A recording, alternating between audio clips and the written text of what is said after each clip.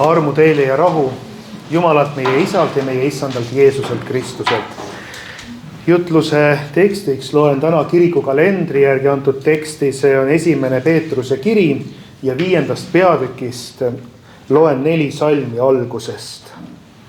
Apostel ütleb: vanemaid teie seas ma kutsun nüüd üles kui kaasvanem ja Kristuse kannatuste tunnistaja ning ühtlasi osaline tulevases kirkuses selle ilmumisel.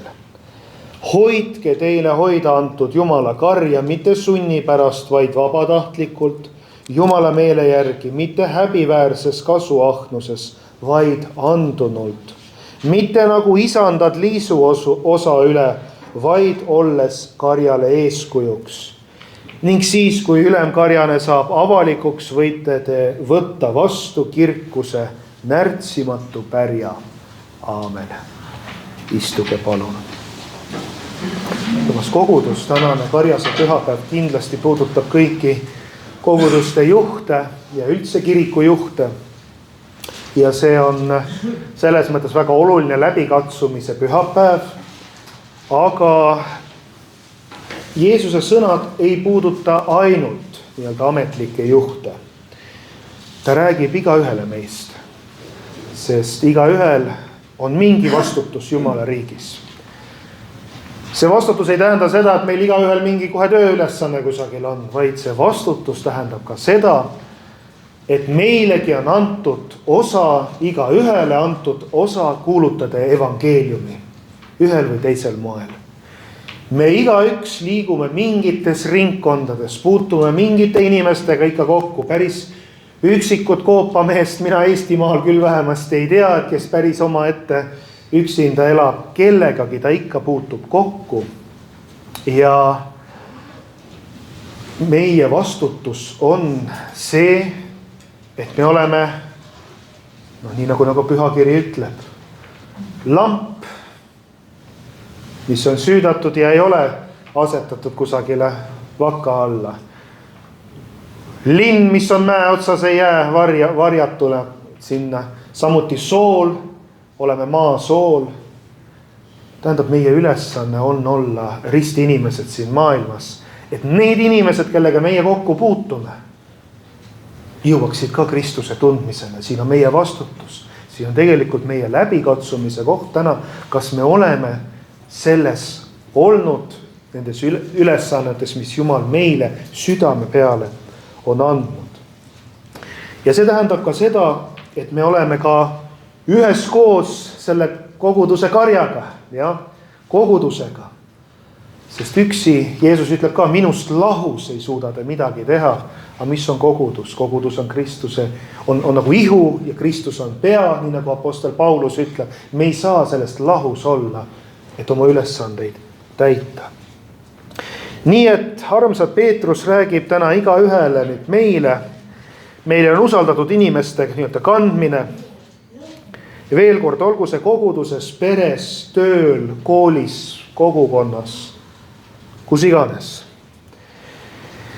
Ja Peetruse sõnum meile on üsna otsekohene. Ta ütleb, Jumala rahvast ei juhita võimuga. Jumala rahvast ei juhita mingisuguse staatusega.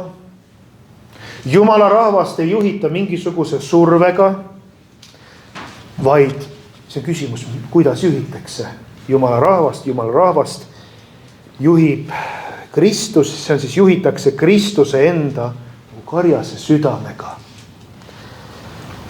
Ja nüüd Peetrus alustas meenutusega, et ta on ise Kristuse kannatuste tunnistaja. See tähendab seda, et see julgustus ka meile, et ka meie läbime teatud kannatusi siin maailmas või oleme tunnistuseks teatud kannatustele. Ja mida see tähendab? See tähendab ka seda, et kristlikus mõttes juhtimine ei ole kuidagi teoreetiline. See ei ole see, et kusagilt kaugelt midagi keegi kamandab, vaid see ongi see käed külge olek, toimetamine, abistamine. Ja kuidas see sünnib? See sünnib kohtumisest Kristusega. Kui ma olen kohtunud Kristusega, üles tõusnud Kristusega. Risti inimene praegusel ajal kohtub üles tõusnud Kristusega, kus? See kohtumine on meie südames. See on kokkupuude püha vaimuga. Ja? Kui me kohtume Kristusega, kui me oleme kohtunud, osa saanud tema armastusest, siis juht ei ole keegi, kes seisab nüüd kõrgemal. Või keegi, kes kuidagi, nagu ma ütlesin, et peab nagu valitsedes juhtima, vaid siin on juttu sellest, et juht ise on armu all.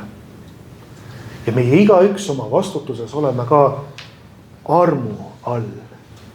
Ja see muudab kogu hoiaku. Tähendab, mitte meid ka ei teenita, vaid meie teenime. Ja me teeme sellepärast seda, et me tahame Jumalat siiralt vastu armastada. Me oleme osa saanud Jumala armust. Ja? Nüüd Peetrus ütleb, hoidke teile hoida antud Jumala karja, mitte sunni pärast, vaid vabatahtlikult Jumala meele järgi. No mõelgem, mida tähendab sunniviisiline juhtimine? Maailmalikes mõistetes me tegelikult saame sellest aru. Kui ma tooksin teile praegu sellise näite, kui me mõtleme lapsevanema peale, kes kasvatab oma lapsi nii, et ei armastagi neid üldse. See on ainult kohustus. Kohuse tunne ja ma pean sunniviisiliselt, eks ole, oma lapsi kasvatama ja kantseldama, et siin ei ole armastust. Ja me mõistame tegelikult seda, et lapse ja vanema vaheline suhe ei saa selline olla. Vanem armastab oma lapsi. Vanem tahab neile kõike head. Vanem tahab, et nad liiguksid edasi usus, et nad õpiksid uusi asju, et nad saaksid raskustega hakkama. Vanem toetab raskes olukorras. See ei ole kohuse tunne. Kohuse tunne on muidugi see, et me vastutame, aga selle suhte alus on ikkagi armastus. Ja siis ongi nii, et ei tohi olla olukorda, kus sõnad võivad olla õiged, aga süda on kaugel. Süda ei tohi kaugel olla. Nüüd, kui teenimine ei ole sunniviisiline, mida see tähendab? See tähendab, see on vabatahtlik. Ja? Vabatahtlik juhtimine on aga, isa ema näitel on see näiteks, kui ema või isa, kes ärkab öösel nutva lapse juurde et minna nutva lapse juurde, ta ei tee seda sellepärast jälle peab, eks ole, kuigi ta võib väga väsinud muidugi olla. Ja seal on muidugi seda raskust ka, et aga raske on ju ka, kui juba üleväsimus on nii suur ka ärgata ja siiski minnakse. Sest ma armastan. Vanem armastab oma last. Peetrus ütleb, just selline peab olema ka koguduse juhtimine ja selliselt peab käituma iga kristlane, kellele on oma see lähiringkond usaldatud, ja? Või see, kellele ka tema suhtleb. Igal tasandil. Ja nüüd Peetrus lisab mitte häbiväärses kasuahnuses, vaid andunult. Mida see tähendab? See tähendab elulist kiusatust siin. See tähendab, et teenimistöös tuleb ette kiusatusi. Mõni inimene võtab vastutuse, sest ta võib teha seda mingil muul põhjusel. Ja? Ta teeb seda näiteks selleks, et see annab talle mingit mõju. Mõni teeb teenimistööd näiteks selleks, et see annab talle turvatunnet. Mõni hakkab tegema teenimistööd ja talle meeldib see teenimistöö sellepärast, et see annab talle tunnustust. Aga siinkohal tuleme Jumala sõna juurde, nagu Peetrus ütleb, me peame andunult tegema, mitte häbiväärses kasuahnuses. Tähendab, need ei saa, mida ma nimetasin, ei saa olla need põhjused, miks me teeme seda tööd koguduses, miks me teeme Jumalriigi tööd. Mis siis on motivatsioon? Peetrus ütleb, kõigepealt ütleb, kui motivatsioon on vale, muutub ka teenimine mürgiseks. Siis see teenimine ei pruugi enam täita seda eesmärki, mis ta peab täitma. Ma toon siia ka näite.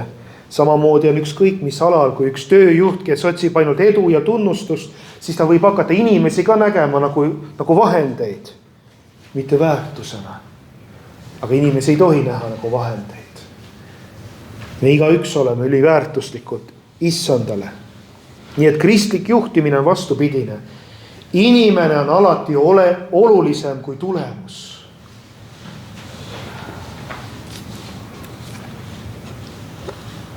Et meid motiveerib, mis see inimene ise. Tema käekäik motiveerib meid. Selles inimeses, kelle peale sa mõtled, siis sa pead nägema Kristust ennast. Iga inimese kujul Kristus nagu ise tuleb meie ellu. Ja kas me siis oskame hoolitseda nende inimeste eest, kes meie ellu tulevad? Tähelepanu neile osutada.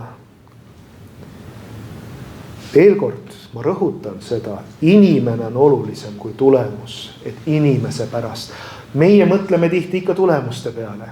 Ma olen vahest mõelnud, ega kogudustes on ka, ikka on see arengukava ja ikka on mingid kavad ja süsteemid. Ma saan sellest ühest küljest aru, sest et ühe organisatsiooni juhtim, kui võtame seda tasandit, siis seal on teatud korda vaja, aga koguduse tuumtasandil, miks me midagi teeme? Me ei tee seda arengukavade pärast. Me ei tee mingite kordade pärast. Vaid me teeme seda selle pärast, et meie süda ütleb, et on teatud olulised asjad, mida peame tegema. Ja me tahame neid teha. Me oleme ära tundnud, mida issand meile on teinud.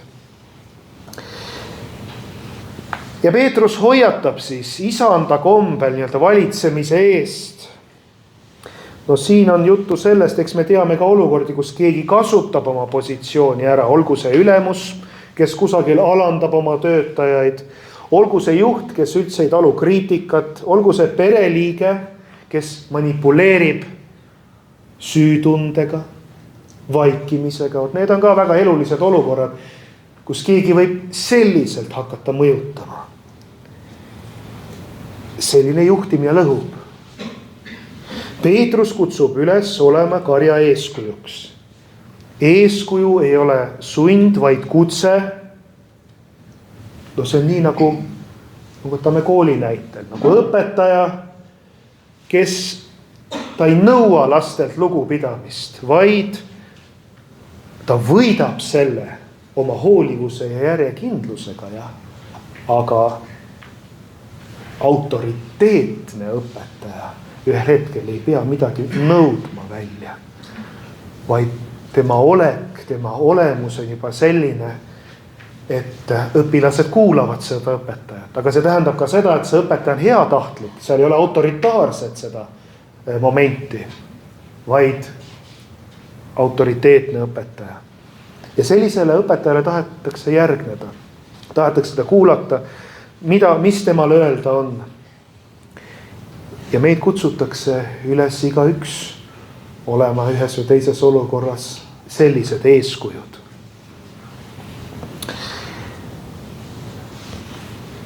Lugupidamise me võidame hoolivuse ja järjekindlusega. Ja nüüd kõige selle keskmes on üks tõotus. Me lugesime, kui ülemkarjane saab avalikuks, võite te võtta vastu kirkuse närtsimatu pärja. Peetrus suunab meie pilgud konkreetselt Kristusele. Kristusele, kes on tõeline karjane. Kristus teinud jõuga, mäletame, kuidas ta tuli Jeruusalemma. Ta ei tulnud hobuse seljas, et jõuga võites seda Jeruusalemma, vaid ta tuli eeslisälu seljas. See oli rahu sümbol. Ta ei tulnud jõuga üle võtma. Vastupidi, Kristus lasi ennast risti lüüa. Ja see on nüüd koht, kus peaks toimuma murdepunkt meie sees, sellepärast, et siin ei ole sellist vahepealset olekut. Siin on see, et kas me järgnema Kristusele, kes läheb ristile või on läinud ristile, või oleme meie need, kes 10 küünega hoiavad kinni mingist oma soovist, oma nägemusest, kuidas asjad peavad käima täpselt. Me ei ole kuidagi kõigutatavad. Me oleme kohe kanged võib-olla mingites asjades. Jumala sõna kutsub meid üles, jah, käima kitsalt teel, aga samal ajal armastama inimesi meie ümber. Ja kuidas Paulus üldse ütleb, ma olen juudile juut, kreeklasele kreeklane, kõiges, et Kristus saaks esile toodud. Mis tähendab seda, et ka meie elus, meie käitumine, meie olek, meie olukorrad, kuidas me oleme, et see oleks üles ehitav.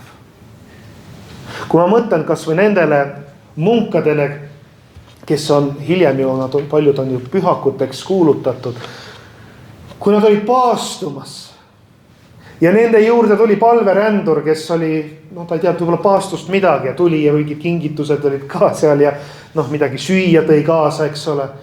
Siis see munk oli võimeline, ma panen oma paastu praegu kõrvale selle inimese pärast. Et teda mitte kurvastada, et teda vastu võtta ja nii-öelda kanda tema koormat. Järelikult see munk ise suutis seda koormat kanda. Nii kui see inimene lahkus, ta sai kohe paasturi tagasi tulla, et see ei olnud, et ta sai sellest kiusatusest ka jagu, jah. Aga ikkagi, kas me oskame niiviisi? Meil on korrad, reeglid, süsteemid, kuidas peavad asjad olema, aga oskus teise inimese pärast teha midagi armastuses niiviisi, et me teame, et Jumal annab meile märku, et see on õige. Nii et me peame paluma, et püha vaim annaks meile selle tunnetuse. Et me oskaksime elus õigeid valikuid teha. Et me oskaksime selles igas elusituatsioonis otsustada, et nüüd ma pean niiviisi käituma. Nüüd ma toimetan nii, sest Jumal juhib mind.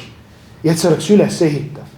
Ja kui tulevad rünnakunooled, kui tuleb tüli, siis sina oled see, kes oskab kustutada neid nooli. Usukilp, tõevöö, kõik see varustus, jah, päästekiiver. Mõõk, mis on see Jumala sõna, see väike kaitsemõõk. Efesose 6. peatükk. Et me oskame teistmoodi käituda kui see kord, mis või see, kuidas siin maailmas teine kord käitutakse. Et me järgneme Kristusele, kes andis ennast lausa risti lüüa. Juhtimine Kristuse moodi ei pruugi tuua kiiret tunnustust. Aga miks on oluline? Selline Kristuse moodi juhtimine on oluline sellepärast, et see kannab sellist vilja, mis ei närtsi. Kõik muud igasugused püüdlused võivad ka mingit vilja kanda, aga see vili närtsib. Jeesus räägib närtsimatust viljast. Eluliselt tähendab see, et igaüks, kellel on usaldatud inimesed, veel kord, olgu need lapsed, eakad, vanemad, töökaaslased, õpingukaaslased, koguduse liikmed, on kutsutud juhtima Kristuse südamega. Tähendab kuulamist enne käsutamist. See tähendab teenimist enne nõudmist. See tähendab eeskuju enne kriitikat. Ja see tähendab ka seda, et juht ei ela omast jõust ja me jõuame selle juurde, et me ka igaüks pingutame kusagil, jah. Aga see tähendab, et me oskame ka elada toetudes Kristuse armule. Nii et Peetruse sõnum on selge, tõeline juhtimine ei ole koorem, vaid on kutsumus. Ja see kutsumus saab jõu ülemkarjasest, meie issandast, Jeesusest Kristusest, kes ise käib meie ees. Aamen.